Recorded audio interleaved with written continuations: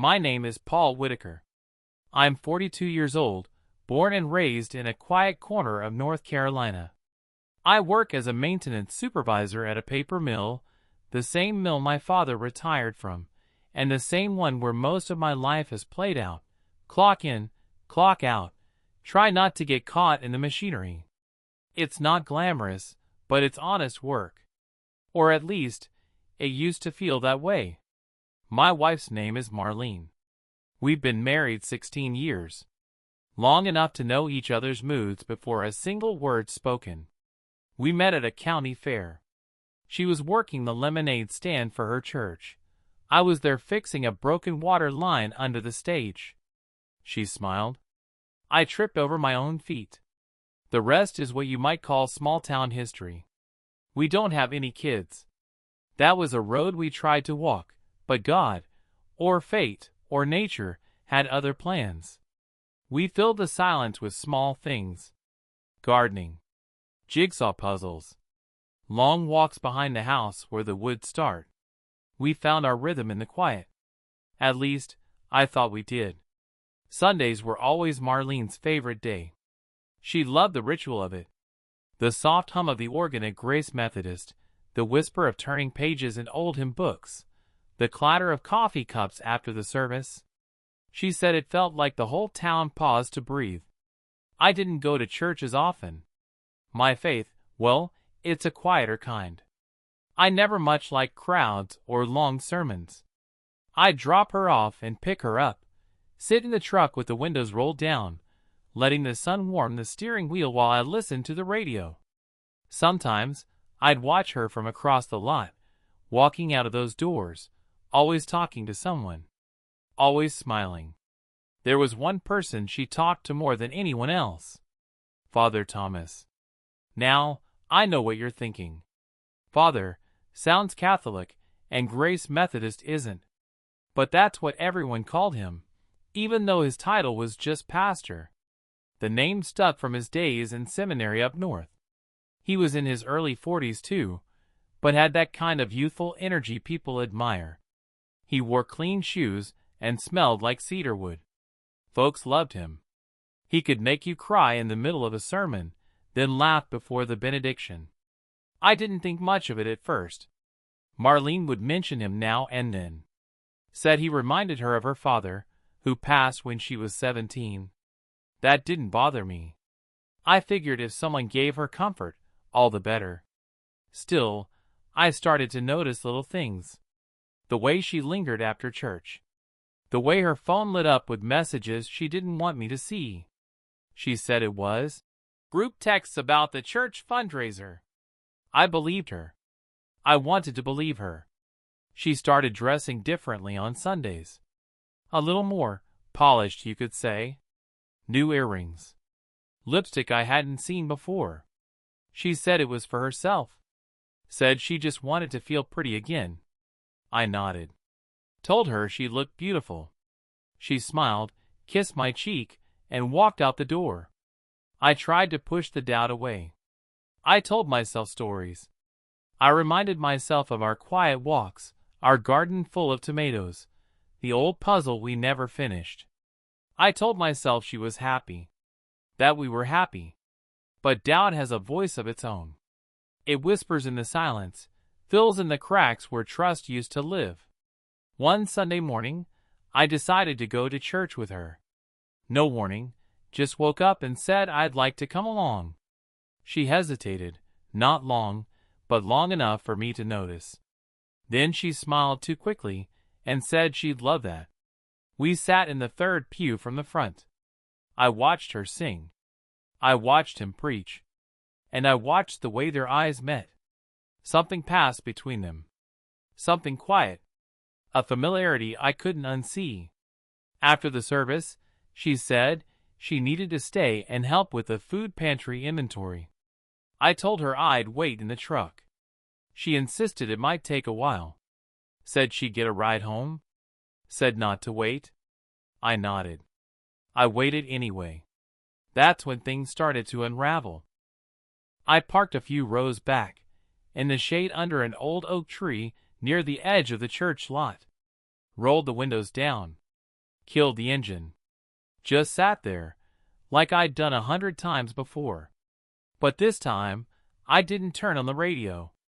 I didn't sip coffee or check the weather on my phone. I just watched. The lot emptied slowly. Families drifted off. Doors slammed shut, engines hummed to life, and one by one they peeled away. Marlene was still inside. So was he. It was quiet in the truck. Too quiet. I thought about turning on the AC, but I didn't want the sound. I needed the silence. I needed to hear what the world was trying to say. 30 minutes passed. Then 45. I told myself she was organizing shelves. Maybe restocking canned goods. Maybe counting boxes of rice. But I've done inventory work. I know what 45 minutes looks like. Finally, the side door opened. The one by the kitchen, near the old basketball court. She came out first. Her steps were fast but not hurried. Then came Father Thomas. They weren't talking. They weren't even walking that close together. But there was something about the space between them that felt intentional. He reached out like he was going to touch her elbow, but stopped himself. She looked down. He looked around. They weren't doing anything wrong. Not in any way you could prove. But I felt it.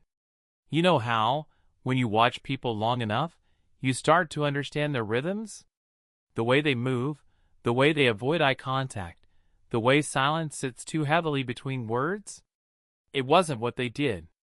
It was what they didn't do. She spotted my truck before he did. Froze in her tracks, then gave a little wave. I waved back. She walked toward me, pulling her purse tight against her side. Father Thomas nodded from a distance, then turned and went back inside. She opened the truck door and smiled like nothing had happened. "Sorry," she said. "Took longer than I thought. They had the whole pantry rearranged." I nodded. "No problem." I didn't ask any questions. Not yet. I wasn't ready to hear the answers. The ride home was quiet. The kind of quiet that isn't peaceful.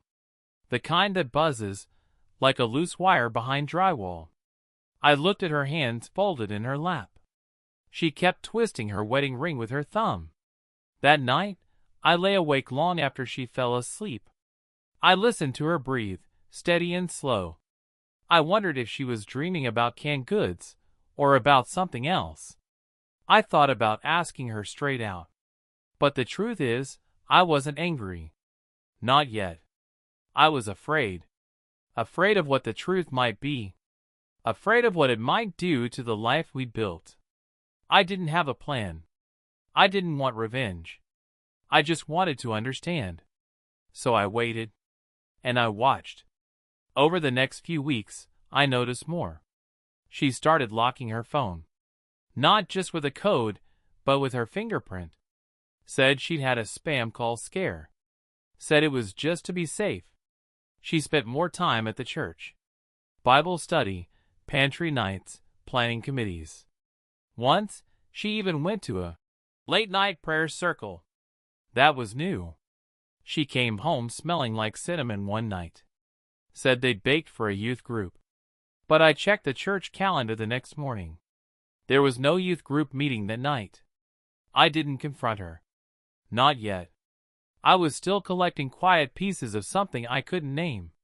Then came the envelope. It arrived in the mail on a Wednesday. I almost didn't open it. Her name was on the front, and we respect each other's mail. But something about it caught my eye.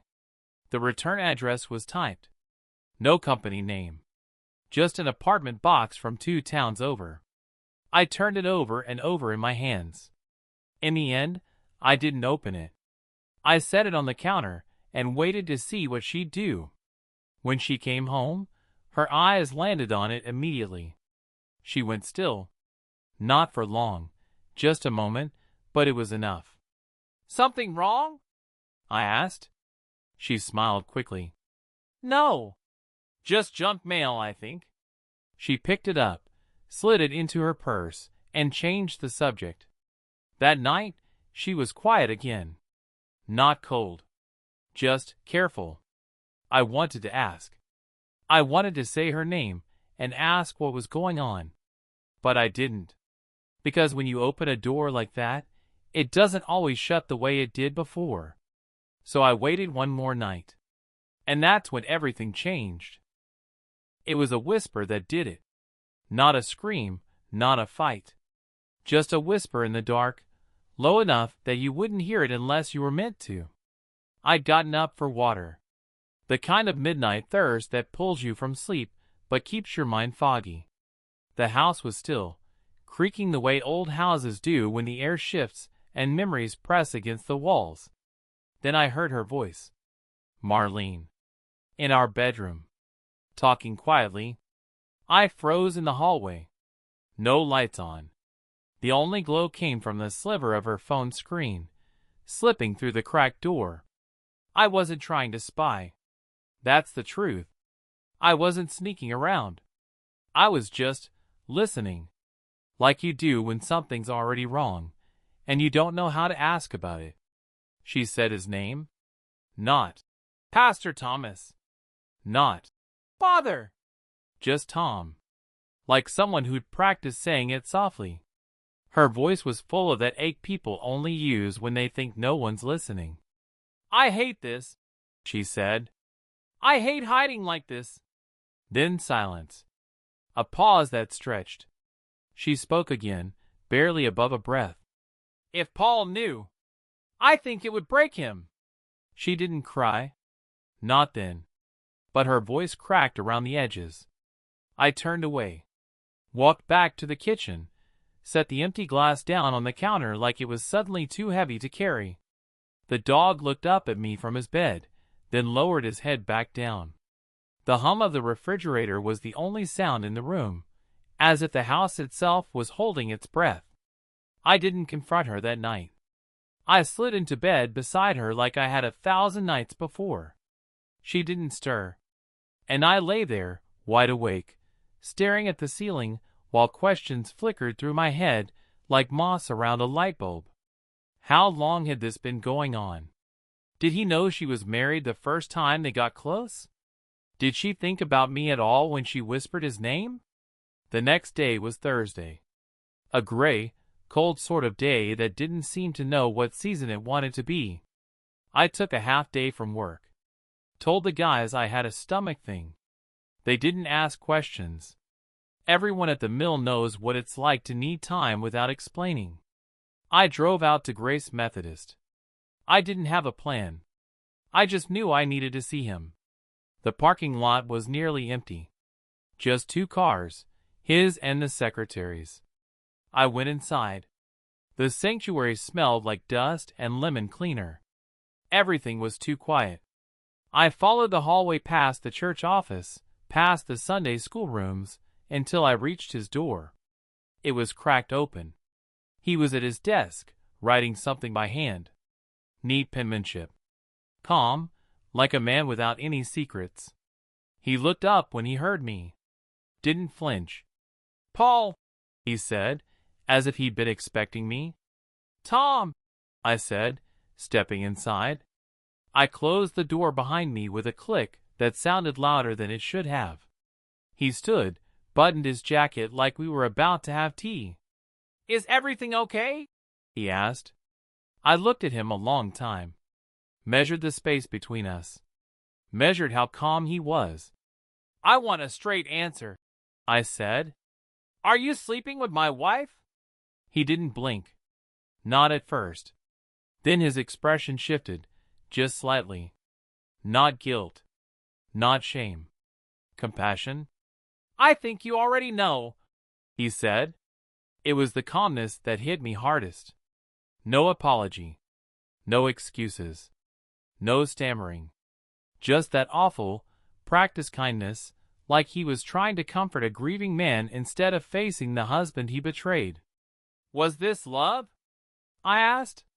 Or just something convenient for 2 people who wanted to feel important? He didn't answer. I nodded. Then I said, You know, I didn't come here to yell. I came here to see the kind of man you are. And now I have. I turned to go, my hand on the doorknob. Then he said, "I never meant to hurt you, Paul." I stopped. Hurt me. That's when I felt it. Not rage, not yet, but something worse. Pity. Not for him. For myself. For the version of me that didn't see this coming. For the life I thought I was living. I didn't say another word. I walked back to my truck, got in, and sat there while the church bells rang out noon across a town that didn't care what I just learned. That night, I told Marlene I was leaving for a few days. Said I needed time to think. Told her I'd be heading to my brother's place on the coast. She didn't protest. Didn't cry. Just stood in the hallway holding the edge of her sweater with one hand, nodding like it was a meeting we'd both agreed to cancel. "You'll let me know when you're coming back?" she asked. I looked at her, and for the first time in our marriage, I didn't know if I would. My brother lives out in Morehead City, right where the land gives up and lets the ocean in. He's older than me by 5 years. Used to be a high school coach, but now he works odd jobs, drywall, plumbing, boat repairs. Says he likes not knowing what each day will bring. When I pulled into his gravel driveway, he was already on the porch, coffee in one hand, dog at his feet. "Took you long enough," he said, not unkindly. I hadn't told him much over the phone. Just that I needed to get out of town. He didn't ask for details. That's the kind of brother he is. He figures things out in his own time, and lets you do the same. The house was small, smelled like old wood and salt air. We didn't talk much that first night. Just sat on the porch, watched the sky turn orange and gold.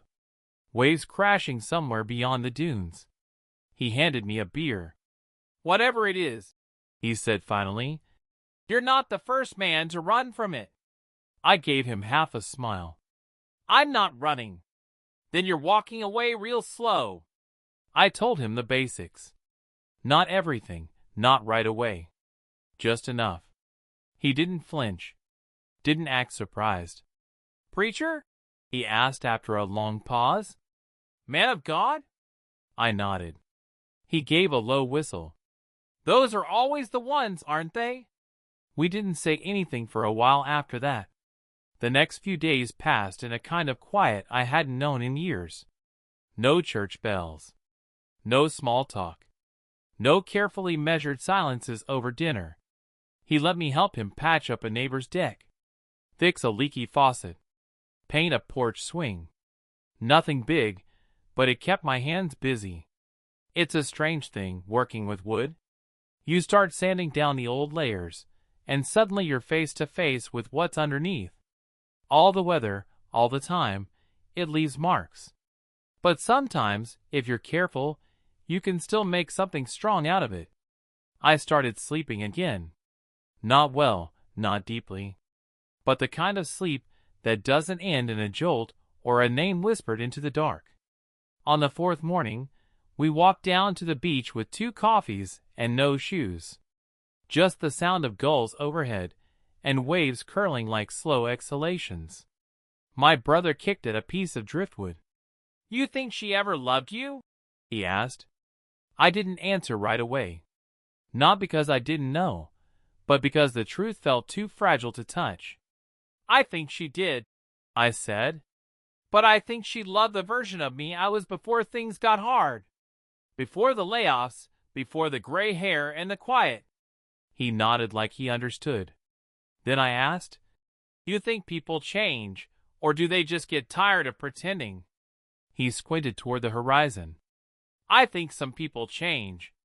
But most just take off the mask when they think no one's watching." That hit harder than I expected. That night, I sat by myself in the guest room with the window open, letting the salt air drift in. I thought about Marlene. Thought about all the Sunday mornings, the puzzle pieces, the garden gloves. Was it all fake? No. I don't believe that. But it wasn't enough either. And maybe that's the part that hurts most. Knowing that you gave your quiet, ordinary love to someone who wanted something louder. On the 5th day, my brother handed me a note as I was getting coffee. "From her," he said. "Came yesterday." It was postmarked from home. I opened it slowly. Just a page. "Paul, I don't expect you to forgive me. I wouldn't if it were the other way around. But I still wanted you to know. I never stopped caring. I was lonely. I made excuses. I convinced myself you wouldn't notice.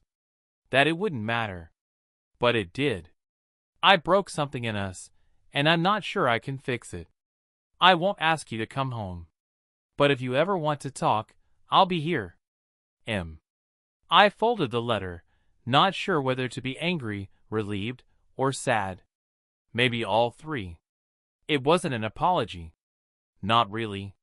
It was just a reminder of what I had left behind. And maybe that's all it was meant to be. I drove home on a Tuesday. The weather was warm, but the sky was overcast. One of those dull gray days that doesn't give you a reason to smile or frown. Just lets you be. I didn't tell Marlene I was coming. Didn't want a conversation waiting for me, or a plate of food I didn't ask for. I just wanted to see the house with fresh eyes. To know if I still belonged in it. As I pulled into the driveway, nothing looked different. The flowers by the porch were still blooming. The lawn was mowed. The wind chime Marlene hung up last summer tapped against the siding like it always did. But something felt different. Inside, it smelled the same, like cinnamon and wood polish, but the silence had changed. It wasn't empty. It was tense. Like the house itself had been holding its breath since I left. Marlene came out of the kitchen when she heard the door. She was wearing the soft blue sweater I bought her years ago. The one she used to wear on quiet evenings when she curled up on the couch with a book and forgot the world existed. She looked surprised, but not shocked. "Hey," she said. "Hey." She folded her arms, but not like she was cold. Like she was trying to hold herself together. "I didn't know you were coming. I wasn't sure I would." We stood there in the front room, with the coffee table between us like some kind of polite barrier. "Did you get my letter?" she asked. "I did." She waited for something more. "I didn't give it." "I haven't seen him," she said after a moment.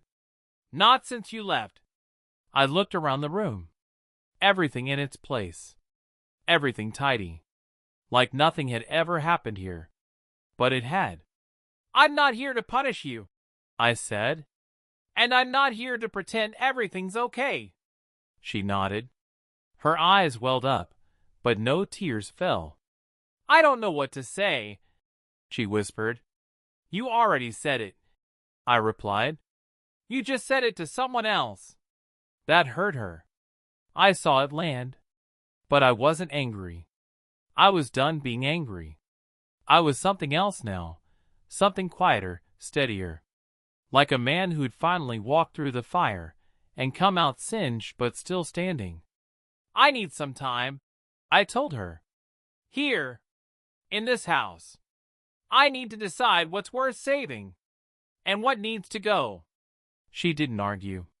She just nodded and went upstairs without another word. That night, I walked through the house like it was a museum of someone else's life. I looked at the framed photos. Our wedding picture. A beach trip. A blurry shot of us holding sparklers on the 4th of July. I opened drawers. Flipped through books. Not snooping, just trying to remember which parts were mine and which had started to feel foreign.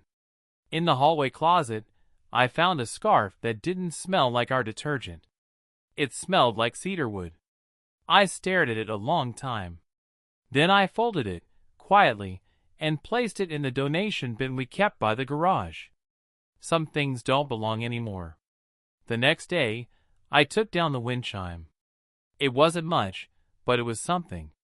A small act of reclaiming. Of saying, I live here too.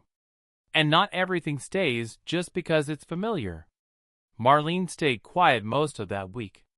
We shared the same space like strangers on a long train ride, polite, cautious, aware of every creak in the floor. I cooked my own meals, took long walks, talked to the dog more than I talked to her. One night, I found myself back in the garage, sorting through old boxes. I opened one labeled winter stuff and found an old sweater of mine, full of sawdust and the smell of long days at the mill. At the bottom of the box, I found the jigsaw puzzle we never finished.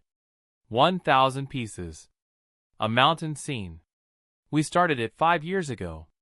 I pulled it out, set it on the dining room table, turned on the lamp. The dog jumped up onto the couch and watched as I fit the first few pieces together. I didn't know what would happen next. I just knew I wasn't going to leave again without choosing it for myself. A week passed. Marlene and I moved like ghosts through the same house. 2 people with a history, but no present. She cooked her meals. I cooked mine. Once or twice, she offered to help with something small, laundry, groceries, but I always told her I had it covered. She didn't press. She spent most of her time in the sunroom, knitting or reading. The kind of quiet hobbies that give your hands something to do while your mind tiptoes around the mess. Me, I worked on the puzzle. It became a kind of ritual. I'd finish dinner, wipe down the counter, and sit at the dining table under that soft yellow lamp. Piece by piece, the mountain came into focus. Cold stone, blue sky, a lake that hadn't been there the night before. There was something comforting in that slow progress. Something honest. The pieces didn't lie to you. They didn't change shape when you weren't looking. You just had to be patient and willing to keep trying. Some nights, I'd find Marlene watching me from the hallway, not saying anything, just standing there, holding a mug or a book, looking like someone about to ask for forgiveness, but not sure which words to use. One night she spoke. "You still wear your ring." I looked down at my hand. It was true. I hadn't even noticed. Just muscle memory, I guess. Or maybe habit. Or maybe I hadn't decided what it meant to take it off. "You don't," I said gently. She touched her bare finger. "I took it off the day you left. Not out of anger. Just, I didn't feel like I deserved to wear it." I didn't respond. There was nothing kind or useful I could say in that moment. She came to the table, looked at the puzzle. "We never finished this one," she said softly. "I know. You were better at finding the edges. You were better at the sky." She smiled a little, a small, sad kind of smile. Then she asked, "Do you want me to help now?" I looked at her, and in that moment, I realized something. I didn't want her to. Not out of spite. Not out of pride. I just wanted to finish this one on my own. "No," I said. "But thank you." She nodded, didn't take it personally. Just walked back to the sunroom and left me to the quiet. That night, I finished the lake. The reflection of the mountain appeared in the tiny blue tiles. Calm. Still. A version of something strong and distant, made softer by water. And for the first time in months, I felt a strange thing settle inside me. Peace. Not because anything had been fixed. Not because anything had been forgiven. Just because I finally stopped waiting for someone else to explain why it all fell apart. I sat there at the table long after the last piece clicked into place. Just looking at what I'd built with my hands. A complete picture. No missing parts. The next day, I went into town. Stopped by the mill to talk to the foreman.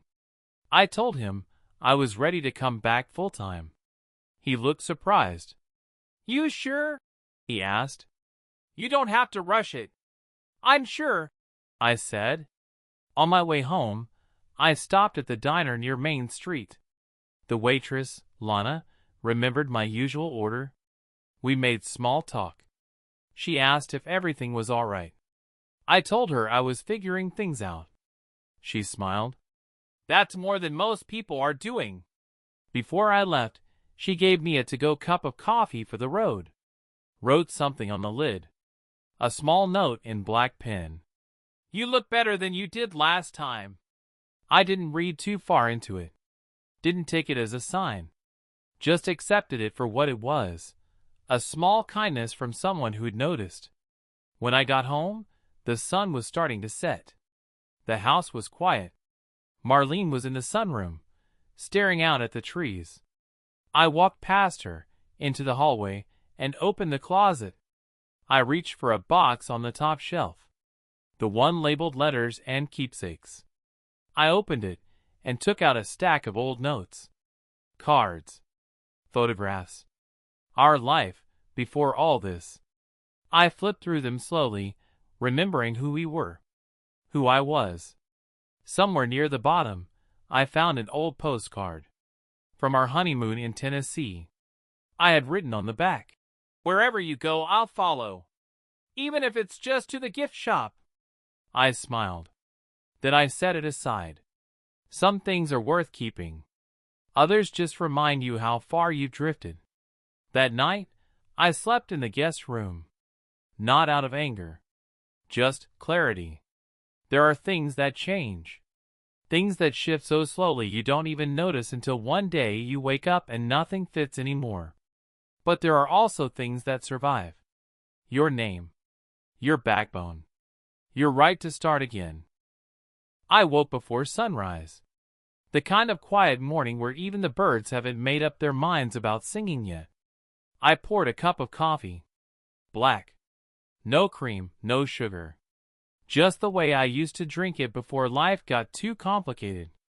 Marlene was still asleep upstairs. I could hear the soft creak of the bed when she shifted.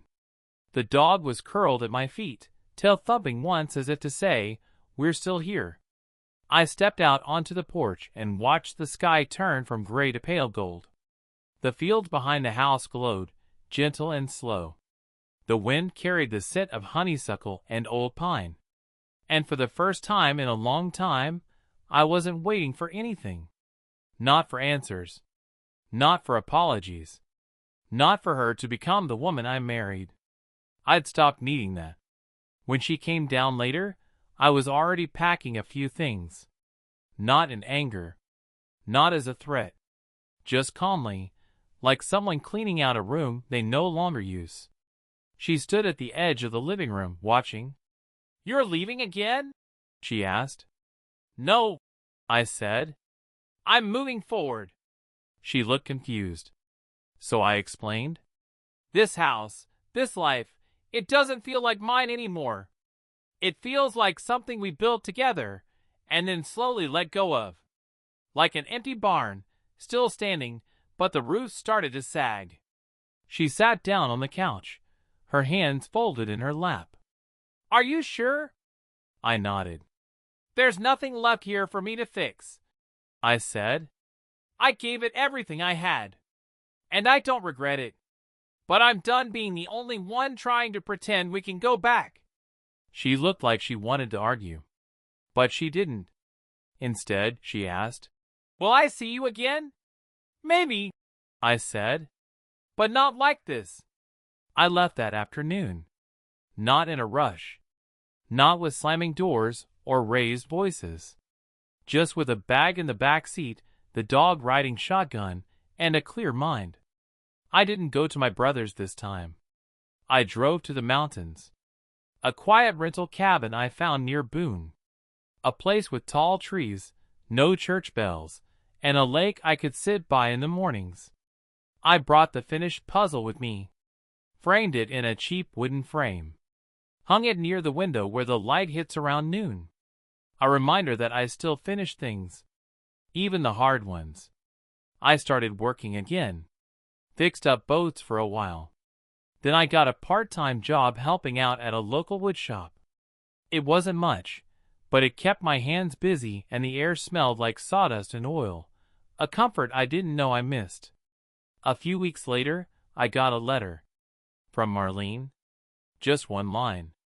I hope you find something that feels like home again. She didn't sign it. Love. And I didn't expect her to. I tucked it in a drawer and left it there. I've come to understand something. Some people walk with you for a season, others for a lifetime. And sometimes, it's hard to tell which is which until the road forks. Marlene wasn't cruel. She was just lost. And I wasn't the map she needed anymore. That doesn't make her evil. But it doesn't make me stay. Now, I wake up early. I walk the lake path with the dog. I drink my coffee without needing to explain the silence. Sometimes I talk to people in town. Lana from the diner writes my name on the cup now, without asking. We talk more often. Not about the past. Just about life. And every so often, when I see the puzzle on the wall, I remember that pain isn't always a thing you erase. Sometimes, it's just something you carry better with time. I don't wear my ring anymore. But I don't throw it away either. Some things don't belong to endings or beginnings. They just remind you that you lived.